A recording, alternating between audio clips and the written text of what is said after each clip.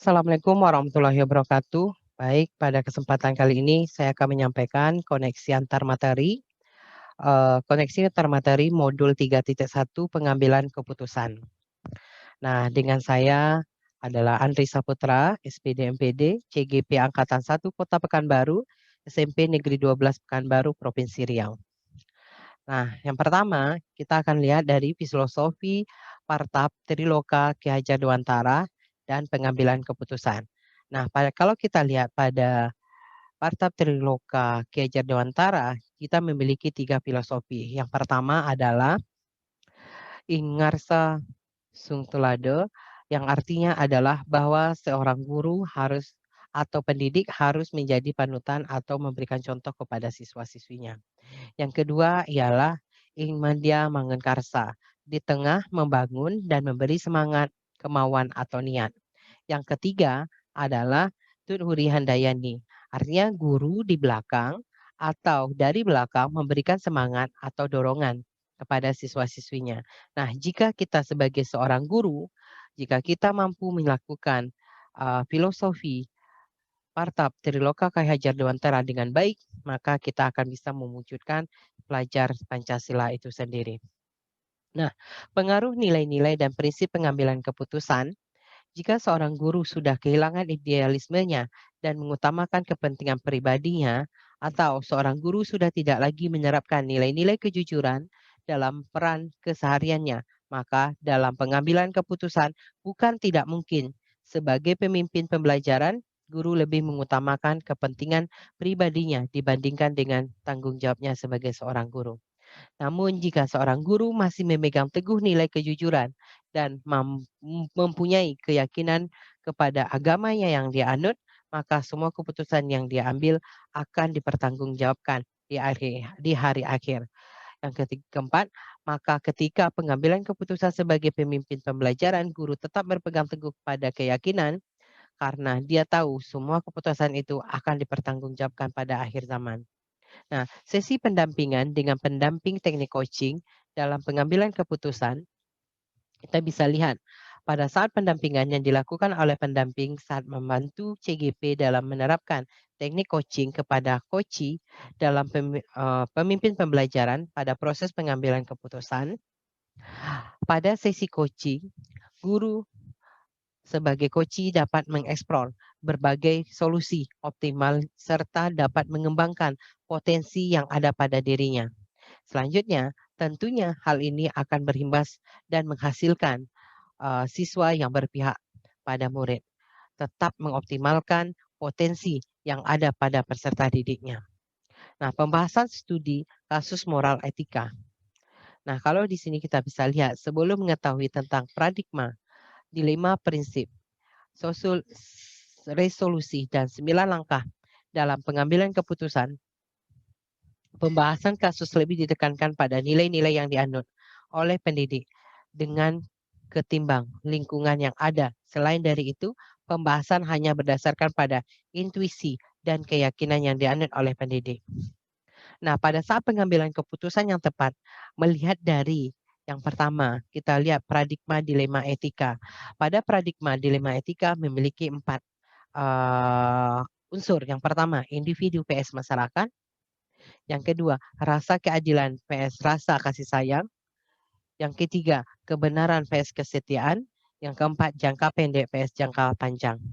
Nah, selain itu, pengambil keputusan yang tepat melihat dari prinsip resolusi, kita memiliki 3 prinsip. Yang pertama, berpikir berbasis hasil akhir. Yang kedua, berpikir berbasis peraturan. Dan yang ketiga, berpikir berbasis rasa peduli. Nah, jika kita lihat pada pengambilan keputusan yang tepat, melihat dari 9 langkah pengambilan keputusan.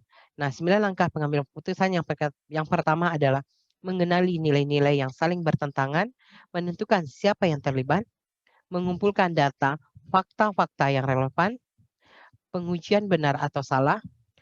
Pengujian benar atau salah ini ada 5 uji yang akan kita lakukan. Yang pertama adalah uji legal, uji resolusi atau profesionalitas, uji intuisi, uji halaman depan koran, uji panutan atau idola. Dan yang kelima, pengujian paradigma benar lawan salah, benar lawan benar, melakukan 6 melakukan prinsip resolusi, 7 investigasi opsi trilema, 8 membuat keputusan, yang 9 lihat lagi keputusan dan lakukan refleksi. Selanjutnya kasus pada paradigma pengambilan kasus dilema etika terdapat beberapa kesulitan. Yang pertama itu adalah nilai dan budaya masyarakat di lingkungan kita. Yang kedua adalah paradigma berpikir serta memilih. Dan yang ketiga adalah skala prioritas karena dalam dilema etika karena semuanya benar. Pengambilan keputusan yang tepat.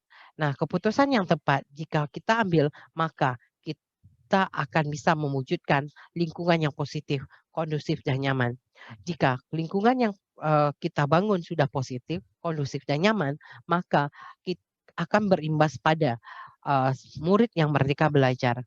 Ketika siswa dapat memilih dan memilah hal yang baik yang akan ia lakukan. Jika ini sudah berimbas dengan baik kepada murid kita, murid merdeka belajar, maka siswa kita akan bisa menentukan minat dan bakat pada dalam dirinya masing-masing.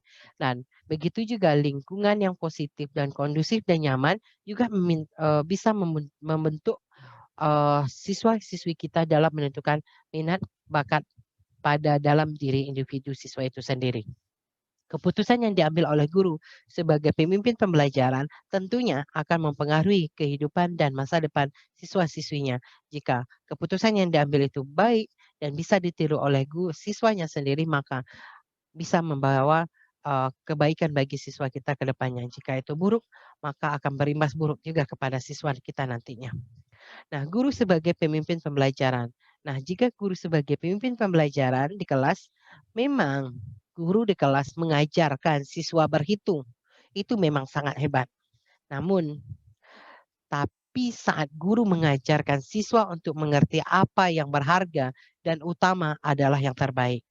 Nah, jika mengajarkan berhitung memang memerlukan proses dan waktu, tapi mengajarkan mengerti yang utama dan berharga memerlukan ketauladanan.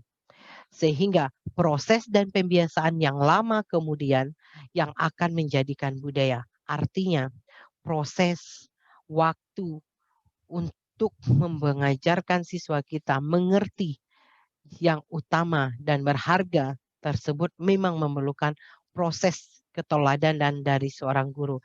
Dan proses dan pembiasaan ini lama-kelamaan akan menjadi budaya bagi siswa kita sendiri.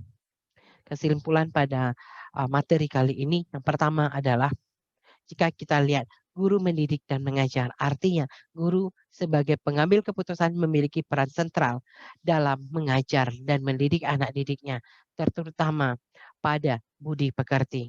Sehingga terbentuklah budaya positif yang tumbuh di sekolah dan tumbuhnya budaya positif di sekolah sehingga terjadi karena adanya guru melakukan kompetensi sosial emosional yang matang, terutama akan mendukung guru dalam proses pengambilan keputusan di sekolah antara siswa dan guru terhadap siswa.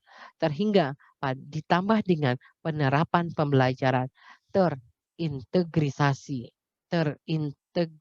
pembelajaran berdiferensiasi membuat guru bisa mengoptimalkan kemampuan murid dalam proses belajar melalui proses coaching yang tepat. Artinya, proses coaching pada akhir pembelajaran perlu dilakukan terhadap siswa kita. Untuk apa?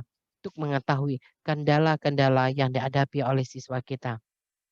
Terima kasih. Salam guru penggerak, salam guru hebat, salam buat kita semua, salam sehat selalu buat seluruh CGP yang ada di Indonesia. Saya Andri Saputra SPD MPD, CGP Angkatan 1 Kota Pekanbaru, SMP Negeri 12 Pekanbaru, Provinsi Riau.